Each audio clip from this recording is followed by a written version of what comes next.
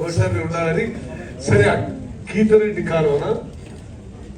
కీర్తరెడ్డి కాలువ, ఓకే, అది కూడా పరిశీలన ఉంది. ఇంకా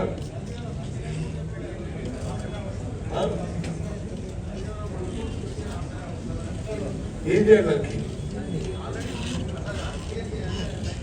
ఎస్ఆర్ఎస్పి కాలువనా? ఓకే.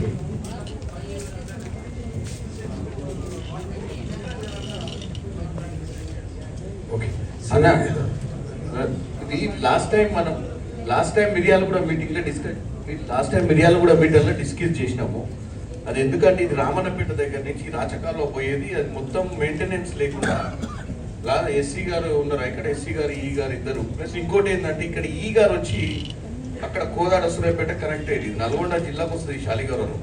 కానీ అదేమైపోయిందంటే కనెక్షన్ తుంగతుర్తి కాన్స్టిట్యున్సీ సూర్యాపేటకు ఉండడం వల్ల ఇక్కడ సి గారు ఇక్కడ, ఎస్సీ గారు ఇక్కడ ఉంటారు, ఈ గారి నుంచి అక్కడికి కోఆర్డినేషన్ ప్రాబ్లం ఒకటి ఉంది రాచకాలం కోసం. సో దాంట్లో ఏంటంటే ఓఎండ్ఎం కింద గుర్రపు టెక్కలు మొత్తం ఉండి చెరువు అసలు కనపడకుండా పోయింది. లాస్ట్ టైమే మనం మిర్యాలగూడ డిస్కషన్ చేసి ఆ రోజు ఇమీడియట్ గా చెప్పి దాన్ని ఒకసారి లైనింగ్ కూడా చేయాలి, ఎందుకంటే మొత్తం పోయింది మినిస్టర్ గారు. కాలేదు లాస్ట్ టైం మళ్ళీ ఫాలో నిజాం అప్పుడు కాలువ అది కన్ఫ్యూజింగ్ ఉంది. మీరు ఇంకోటి చేయాలి, ఇది పర్టికులర్ ఎవరి కింద వస్తుంది ముందని చెప్పండి నాకు. సూర్యాపేట కింద వస్తుంది, మీరేనా ఈ చూసిందా? అది మనం పోయినాక ఎవరికి పంపించారు ఎస్టిమేట్? ఎంత అమౌంట్? 4.5 lakhs. కాదు గేట్, దాంట్లో మీకు ఇంకోటి ఉంది, దాంట్లో గేట్లన్నీ పోయినాయి.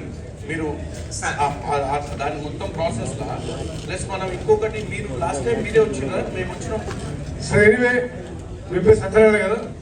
సత్యనారాయణ గారు, ఈ మీటింగ్ తర్వాత ఈ రోజే ఆయన చెప్పింది, అది ఓఎండ్ఎం కింద 4.5 lakhs అయినా సరే, ఎంతైనా సరే, ఓకే, అది ఎస్టిమేట్ చేసి మీ సీఈతో సంతకం పెట్టి గేట్స్ కూడా మొత్తం పోయినాయి అక్కడ. ఏది మన షట్టర్స్